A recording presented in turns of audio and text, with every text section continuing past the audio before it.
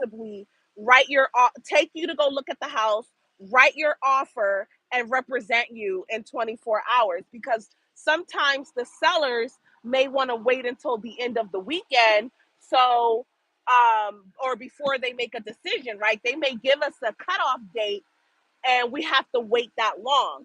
So, for the sake of time, I'm only going to do 7-day contracts for buyers. That's the shortest amount of time that I'm going to do. But according to the new law, people can do a 1-day contract with you. And that's where you're going to put that in. That's clause number 3 on the new buyer's agent agreement. All right.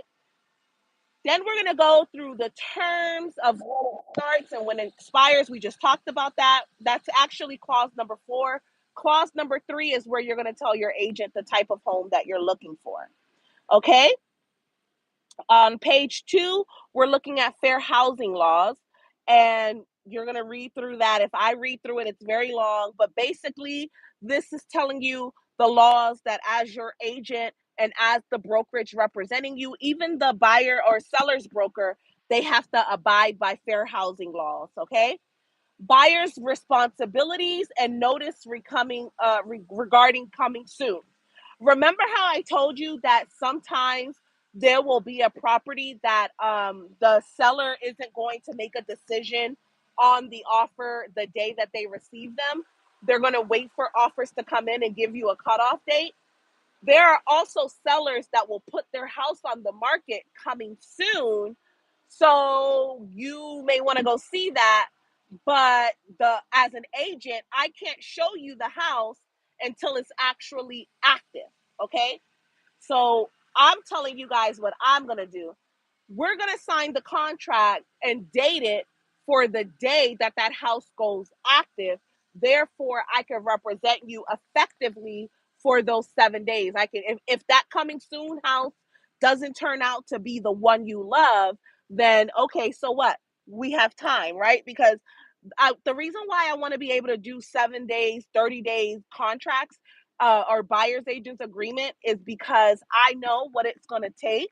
But I also know that you could be the best agent and you just don't vibe with somebody, right? So I don't want to lock nobody down, and I don't want anyone to feel like they're locked down if they're not vibing with me. So I think that a good way to try that out is a 7-day contract, and we go look at some houses. And then if you're really rocking with me and we don't find something in those 7 days, then we can write the agreement we can write a new agreement for whatever time you want. All right. But this is something that you want to know if, like I said, if you don't live in this area or you want to interview other agents. Okay. We have builders. Okay. If you take a realtor with you and you're going to look at new construction, there is a clause here that says for new home builders and open houses. Okay, listen up, guys.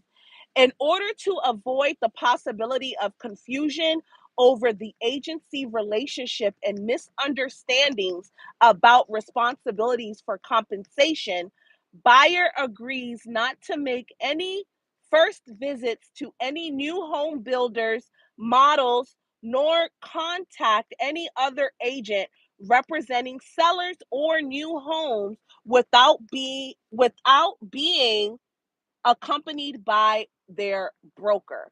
Buyer agrees to not enter open house properties unless accompanied by broker or after having had broker make arrangements with the listing broker. So, basically, guys, because of the way these new things are moving, if you've been tracking with me, now you understand why I'm saying the money isn't adding up.